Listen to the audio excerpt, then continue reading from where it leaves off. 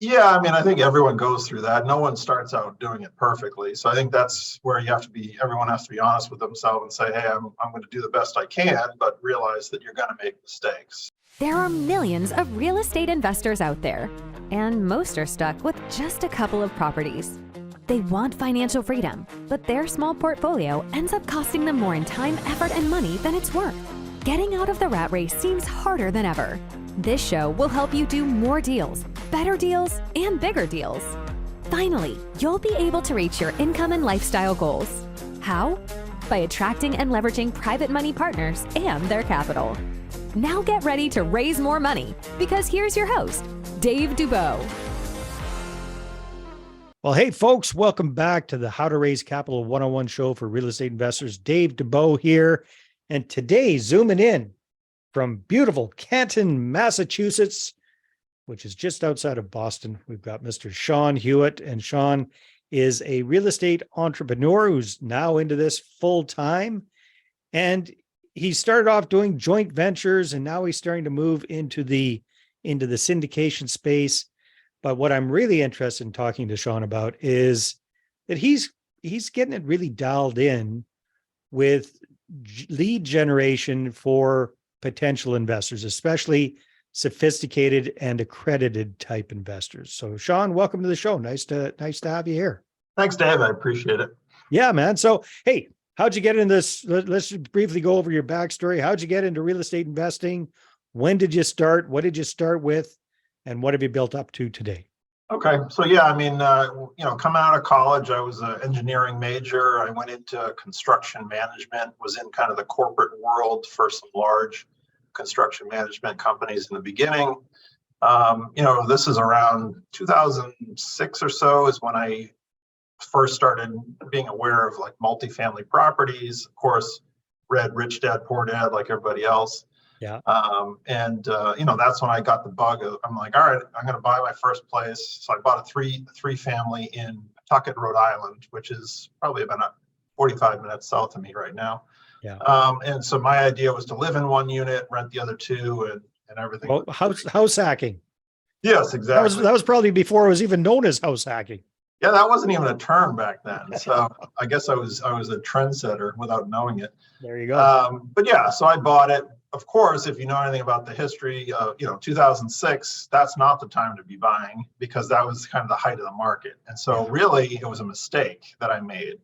And quite in honesty, I didn't really know what I was doing at that point because I only was just getting started. And so, that property, I actually learned a lot. I learned how to manage property. I learned how to, deal with tenants, how to evict if you had to. I had renovations, all that kind of stuff. So, which is even a little bit more challenging because you're up close and personal with those folks. You're living in one of those units and evicting one of your neighbors. Yeah. Thankfully, I think I only did that when I first bought it. I didn't have to do it when I was living there. But anyway, that's kind of where I started. And since then, I've gotten, bought tons of properties in terms of multifamily. I still own probably, 30 to 40 units here in Massachusetts. I've sold a bunch over the years just because the market's been so crazy. But then we also are invested in two big deals down in Texas near Baylor University. Those are about 150 units or so together. So that's kind of where I'm at in terms of multifamily. And I've done everything from fixing and flipping to smaller multis to some bigger multi deals. So yeah, so you're starting to move into that bigger multi-deal, starting to go from the joint venture type thing and into more of the syndication world. Yeah, exactly. And so, when I got started, I didn't have any idea of how to raise money or do anything like that. So, and in the beginning, I needed to find some investors for those early deals that I did. I ended up finding like a 6-unit deal that after that 3-family, but I needed money. I didn't have it. And so that's when I first started that, trying to find capital and try to raise capital. So what did those initial, I'm always curious about this because my initial kick at the can with raising capital was disastrous. I fell flat on my face, had on my face for a while, embarrassed myself, turned off a lot of really good potential investors because I was so clumsy. I'm hoping that you had a happier ending to your initial kick of the can. Yeah, I mean, I think everyone goes through that. No one starts out doing it perfectly. So I think that's where everyone has to be honest with themselves and say, hey, I'm going to do the best I can, but realize that you're going to make mistakes. So in the beginning, what I did, of course, you do whatever every guru says. You talk with your friends and family, you talk with you go to your local RIA, which is fine. But for me, I wasn't really getting that far in those avenues. I just didn't have enough of the connections. And so actually, I ended up joining a Toastmasters group. Smart. And so I was trying to improve my speaking ability, public speaking ability. And so at some of those, events, I would basically give these real estate talks. Nice. Right? Smart. And so my goal wasn't to sell people to invest with me, but the funny thing is, that's what I did. I ended up getting a few people that way. Hey, well, let's unwrap that for a second, Sean, because that is really, really smart. I am also a fellow Toastmaster, although goodness knows I've been out of it since about 2006, 7, something. It's a long time since I was a Toastmasters. Should probably go back for a tune-up. But anyhow, amazing organization and great for learning those skills. But more importantly, you accidentally stumbled into something that, when you're kind of just presenting and educating people and showing your stuff that way indirectly, that's a very good way to attract people to you versus what you tried at the beginning, what I tried at the beginning, which was pushing myself on them. Right. Would you say that, I don't know, you might use different language, but is that what you kind of found? Yeah, nowadays that's my whole approach is to provide information and education. And then I let people weed themselves out, meaning the people that are going to be interested will step forward, the people that are not interested won't, right? And so I only spend the time with the people that step forward and ask more questions or want to be involved. And I think in the beginning, that's where I made the mistake. Like you, I probably was aggressively pursuing people that probably never were going to invest with me anyway. So you kind of have to. Yeah, exactly. Plus, you might not have been like, I was very clumsy about how I was going about doing it. I kind of unknowingly came across like a network marketer, an MLMer type person versus a real estate investor, which was not the goal. And I don't know about you, but I'm guessing that coming from the background of engineering and that sort of thing, are you more of an introvert or more of an extrovert? I mean, I'm more of an introvert naturally, but I can turn it on when I need to, like anyone. I'm not anyone, but that's kind of my skill set, is that I'm good at presenting educational information because I can do it in a very logical way that people like, right? Because that's my background and a lot of people like that. So that's my strength that I use. Yeah. No, that's awesome. And what I always try to do and suggest to people as well is, educate, but also try to edutain a little bit. So it's educational and hopefully a little bit entertaining, because if it's too heavy on the charts, graphs, numbers, and all that kind of stuff, non-logical people, non-analytical people, their eyes tend to roll back in the back of their head and they shut down. So it's a finding of that fine balance. Yeah, absolutely. And that's kind of what I do now is I have to find ways to stay in touch with my network of potential investors. Yeah. And so that's how I do it. I stay in contact with them by providing more education, but I have to keep in mind that it's got to be fun. It's got to be, so I look for some pop culture thing going on, or I look for something in the world that people know about, right? Yeah. And then I try to connect it to real estate in some way. Oh, that's cool. Well, what would be, so are you more along the lines of the written word? Are you more into doing video stuff, images? What? Yeah, or all of them, but where's your strength lie? Yeah, I mean, right now, what I do is I send out a weekly email to everybody in my network, my database. And that email is, like I said, the goal is to be educational. It's supposed to be fun in some way and, just provide more opportunity for people. And so the way I do that, for example, like when the Super Bowl was going on, I did a thing about Rihanna and how, her performance, and said, hey, did you realize that, these TV ads cost $7 million for 30 seconds, right? Well, why would anyone pay that? And I talked about funnels and companies gaining customers, and then related that to multifamily and finding investors and finding deals and all that kind All of thing. right. So, Yeah. That's pretty creative, yeah. going all the way from Rihanna doing her thing on the Super Bowl to tying that into multifamily investing. Yeah. You Yep. got a creative mind there, my friend. That's Yeah. awesome. And then, so you're basically doing a weekly email. Some people might call that a newsletter, like e-zine, whatever, but that idea, do you put a lot of images in there, or is it Yeah. mostly text? So it would be kind of a newslettery type format then. Yeah, I don't use a newsletter format. I think that kind of can turn people off. People get a ton of newsletters, right? So I just do like a big picture at the top and maybe a little one at the bottom. And I make sure I use a lot of like bullets, points, and stuff like that. Break it up, easy to read. Yeah. Somebody can read the whole thing, or they can just read the bullets and still get the idea of what I'm trying to say. So that's kind of how I've evolved. And make sure it's super easy to read on the phone, right? Because that's where most people are going to be reading that. Smart. All right. So that's what you're doing to keep in touch with investor prospects. Sounds like you've got a pretty good process for generating these investor prospect leads. What are you doing nowadays? And well, how did it transition from accidentally stumbling on this at Toastmasters? Kind of walk us through your progression and show us what you're doing these days.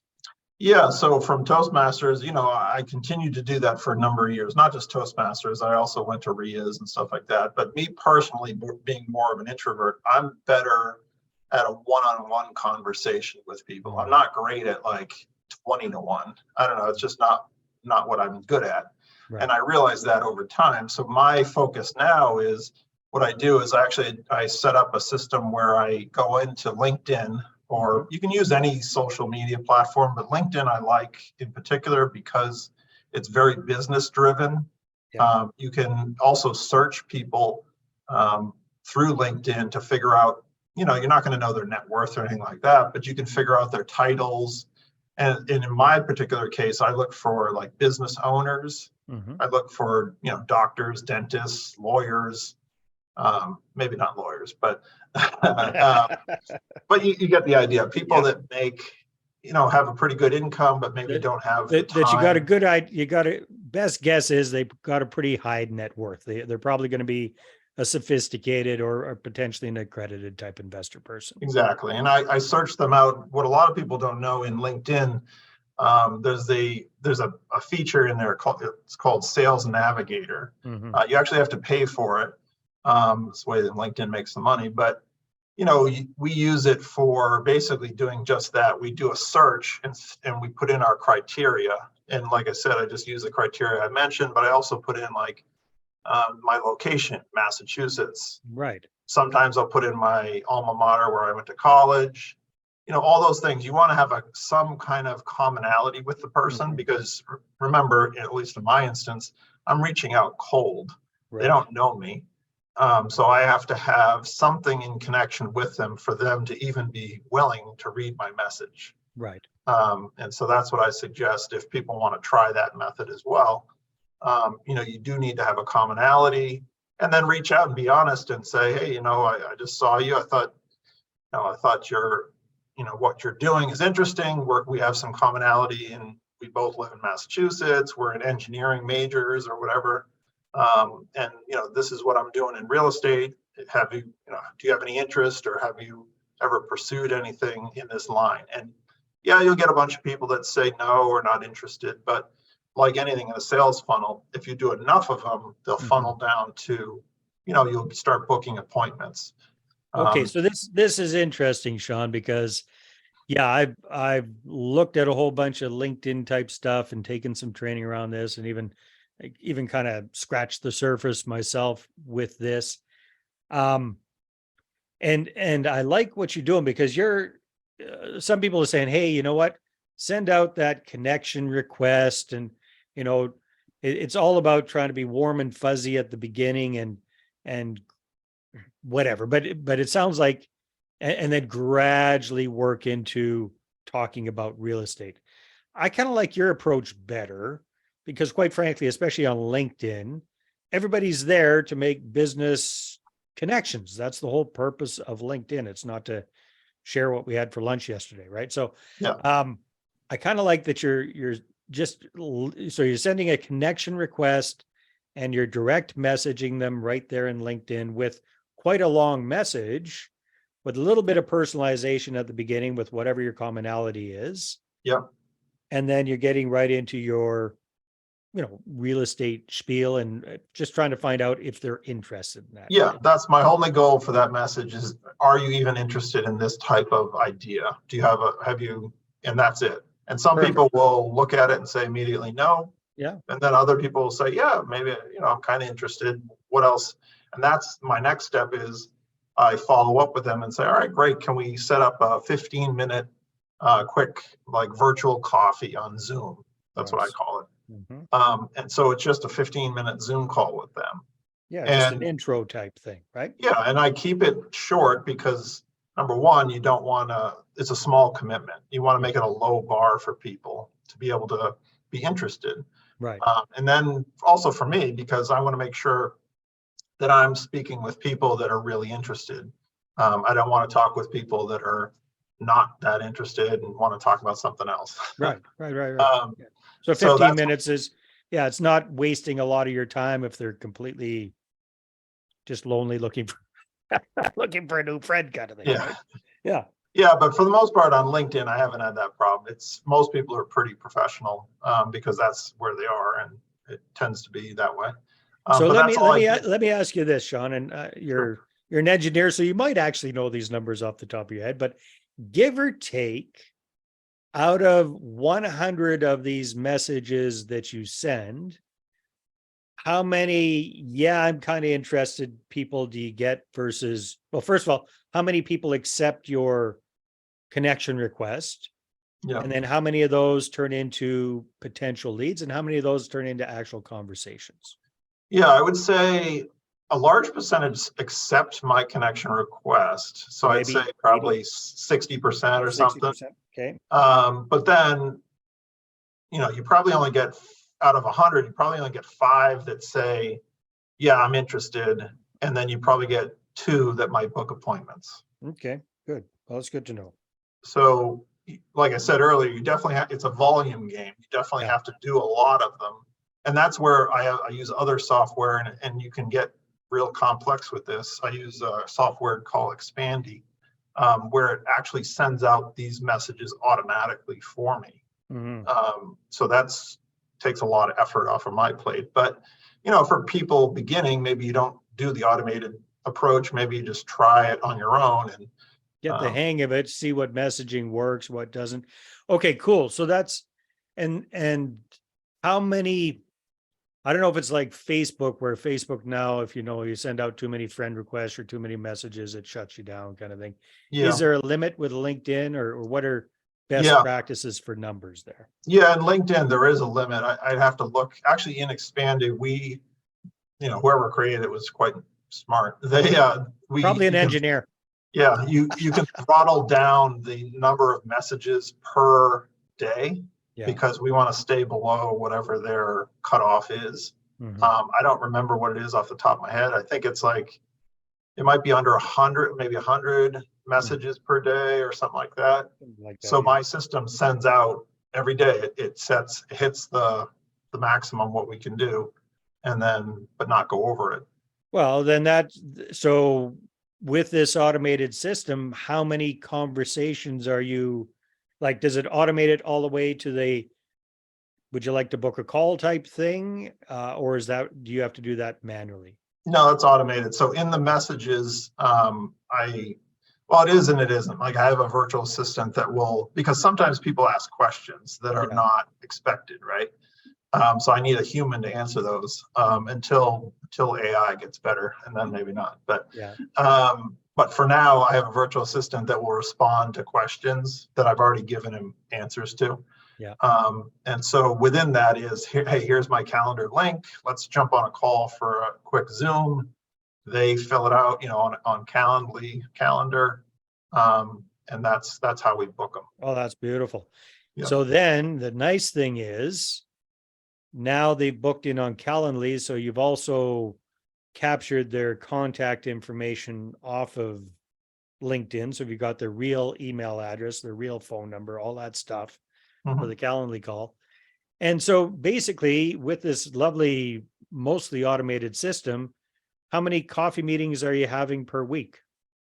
It'll vary depending on, what's going on, holidays and all that stuff. But I mean, I'd probably have 3 or 4 per week. And that's pretty average. I mean, some weeks are more, some are less, but I'd say that's probably the average. You know what? 3 or 4 coffee meetings with fairly qualified prospective investors is a very productive use of your time, especially because you can schedule that at whatever time's convenient for you. Open up your Calendly for the times that work for you. Yeah. Are you open to an idea? Sure. Yeah. Here's something I think will work nicely for you in addition to everything you're doing. So those, if you're getting 60 accepts of those 100 people that you reach out to a day, if you're getting 60 of those who accept, but basically 55 of them don't go beyond that. They don't do the interest thing or anything. You could once or twice a week do a small group meeting, right? Right. So this is what I did this, and it worked reasonably well. I think it worked even better for you because you got a pretty good volume here. Is where we basically just said, hey, join me on Friday at whatever, 11 a.m.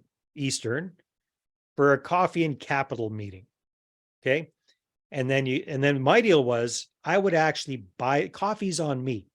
So when they attended the meeting, obviously they're on Zoom, I'm on Zoom, we can't get, but with they attended the meeting, I sent them a $5 Starbucks coffee card.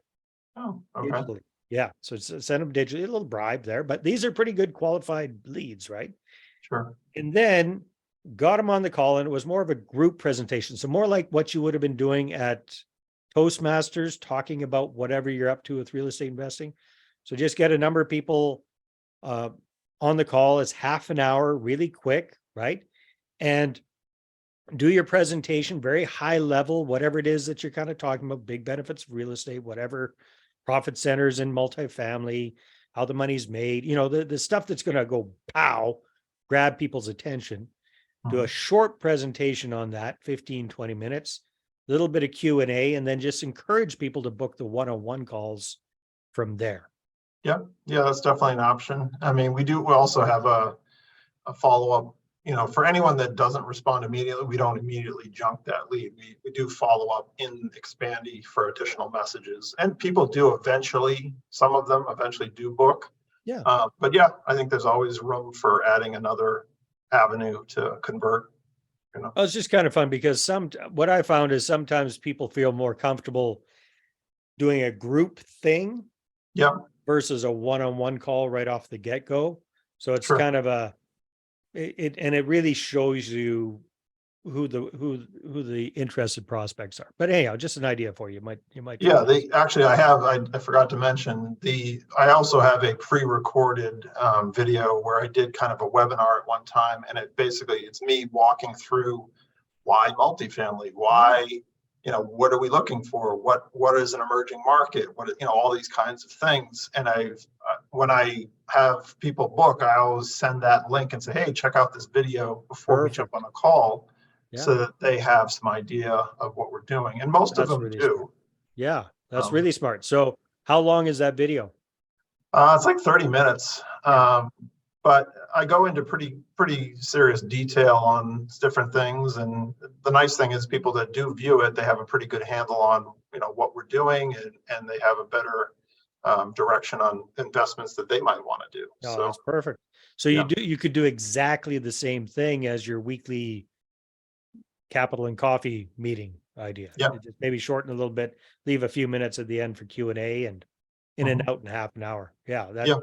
That's smart, my friend.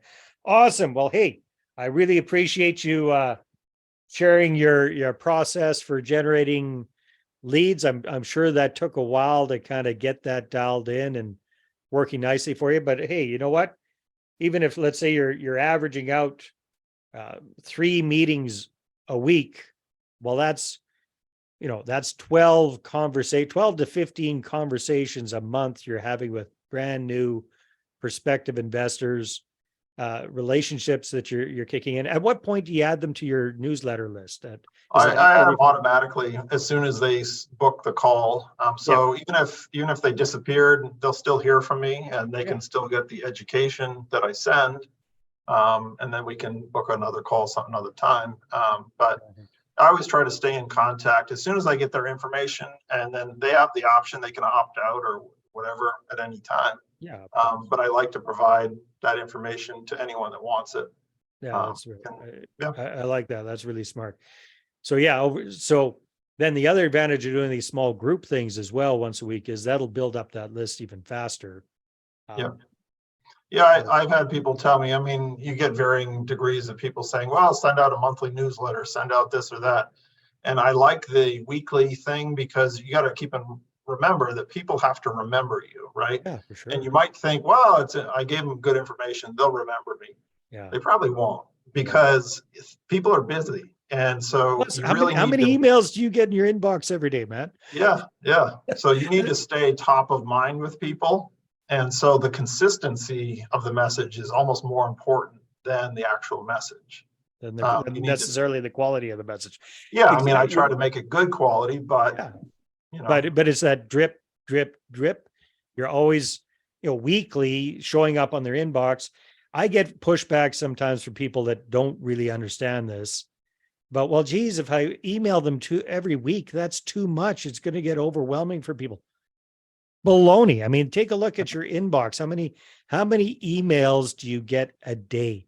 It's kind of like the social media feed, right? If the subject line doesn't grab their attention, they're going to ignore it anyhow. That's just life. So they're only going to probably open 1 out of every 4 of your emails if you're doing pretty well.